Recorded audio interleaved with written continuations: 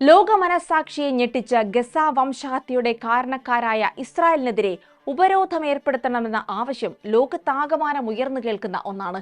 എന്നാൽ അമേരിക്ക ഉൾപ്പെടെയുള്ള അതിശക്തരായ ഭരണകൂടത്തിന്റെ പിന്തുണയുള്ളത് കൊണ്ട് തന്നെ ഇസ്രായേലിന് അതിൽ നിന്നെല്ലാം പരിരക്ഷ ലഭിച്ചുകൊണ്ടേയിരിക്കുകയായിരുന്നു. ഇപ്പോഴിതാ ഐക്യരാഷ്ട്രസഭയ്ക്ക് 450-ലേറെ ജൂത പ്രമുഖർ തന്നെ കത്തയച്ചിരിക്കുകയാണ്. വംശഹത്യ നടത്തുന്ന ഇസ്രായേലിനെ ഉപരോധിക്കണമെന്നാണ് അവരുടെ ആവശ്യം. ഇസ്രായേലി ഉദ്യോഗസ്ഥർ, ഓസ്കർ ജേതാക്കൾ, എഴുത്തുകാർ, ബുദ്ധിജീവികൾ എന്നിവരുൾപ്പെടെയുള്ളവരാണ് തുറന്ന കത്തിൽ ഒപ്പിട്ടിരിക്കുന്നത്.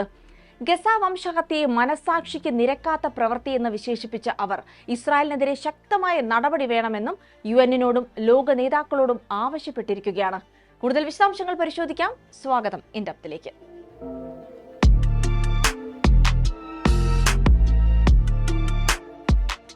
ഇസ്രായേലി പാർലമെന്റിലെ മുൻ സ്പീക്കർ അബ്രഹാം ബർഗ്, മുൻ ഇസ്രായേലി സമാധാന ചർച്ചാ പ്രതിനിധി ഡാനിയൽ ലെവി, ബ്രിട്ടീഷ് എഴുത്തുകാരൻ മൈക്കൽ റോസൻ ഉൾപ്പെടെ നിരവധി പ്രമുഖരാണ് കത്തിൽ ഒപ്പിട്ടിരിക്കുന്നത്.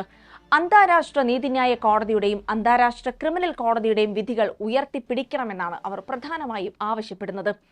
ആയുധ കൈമാറ്റം നിർത്തിവെക്കാനും ഉപരോധം ഏർപ്പെടുത്താനും ഗസയ്ക്ക് മതിയായ മാനുഷിക സഹായം ഉറപ്പാക്കാനും നടപടികൾ വേണമെന്നും കത്തിൽ ആഹ്വാനമുണ്ട്. അതിനു പുറമെ സമാധാനത്തിനും നീതിക്കും വേണ്ടി വാദിക്കുന്നവർക്കെതിരെ ജൂതവിരുദ്ധ ആരോപണങ്ങൾ ഉന്നയിക്കുന്നതിനെ തള്ളിക്കളയണമെന്നും കത്ത് ആവശ്യപ്പെടുന്നു. ഫലസ്തീനികളോടുള്ള ഐക്യദാർഢ്യം ജൂതമതത്തോടുള്ള വഞ്ചനയല്ല, മറിച്ച് അതിന്റെ പൂർത്തീകരണമാണ് എന്നാണ് അവർ ചൂണ്ടിക്കാട്ടുന്നത്. ഒരു ജീവൻ നശിപ്പിക്കുന്നത് ലോകത്തെ മുഴുവൻ നശിപ്പിക്കുന്നതിന് തുല്യമാണെന്നാണ് പണ്ഡിതർ പഠിപ്പിച്ചത്. അധിനിവേശത്തിന്റെയും വർണ്ണവിവേചനത്തിന്റെയും അന്ത്യം കാണും വരെ വിശ്രമിക്കില്ല എന്നും അവർ കത്തിൽ പറയുന്നുണ്ട്. മക്കാബി എന്ന ഇസ്രായേൽ ഫുട്ബോൾ ക്ലബിന്റെ ആരാധകർ ആംസ്റ്റർഡാമിൽ ഉൾപ്പെടെ മുസ്ലിങ്ങളെ തെരഞ്ഞുപിടിച്ച് ആക്രമിക്കുന്നതായി UK പോലീസ് ഇന്റലിജൻസ് കണ്ടെത്തിയിരുന്നു. ഇതേ തുടർന്ന് അടുത്ത മാസം നടക്കാനിരിക്കുന്ന മക്കാബി ആസ്റ്റൺ വില്ല മത്സരം കാണാനെത്തുന്നതിൽ നിന്ന് അവരെ വിലക്കുകയും ചെയ്തിരുന്നു.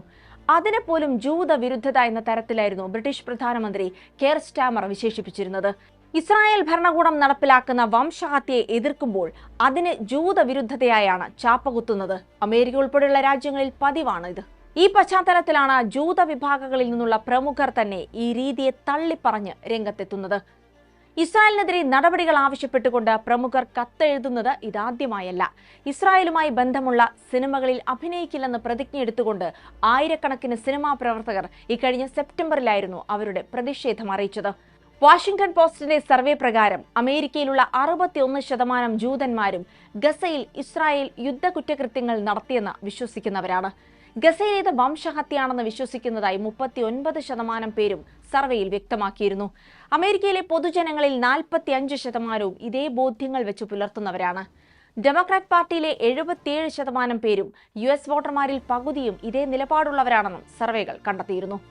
2023 ഒക്ടോബർ 7-ന് ശേഷം ആരംഭിച്ച ഗസ വംശഹത്യയിൽ ഇതുവരെ 67,173 പേരായിരുന്നു കൊല്ലപ്പെട്ടത്. 1,67,000-ലേറെ പേർക്ക് പരിക്കേൽക്കുകയും ചെയ്തിരുന്നു. കൊല്ലപ്പെട്ടവരിൽ പകുതിയിലധികവും കുട്ടികളും സ്ത്രീകളുമാണ്. US പ്രസിഡന്റ് ഡൊണാൾഡ് ട്രംപ് മുന്നോട്ട് വെച്ച 20 ദിന സമാധാന പദ്ധതി പ്രകാരം നടന്ന മധ്യസ്ഥ ചർച്ചയ്ക്ക് ശേഷം വെടിനിർത്തൽ പ്രഖ്യാപിച്ചെങ്കിലും ഇത് ലംഘിച്ച് ഗസയിൽ ഇപ്പോഴും കുരുതി തുടരുകയാണ് ഇസ്രായേൽ.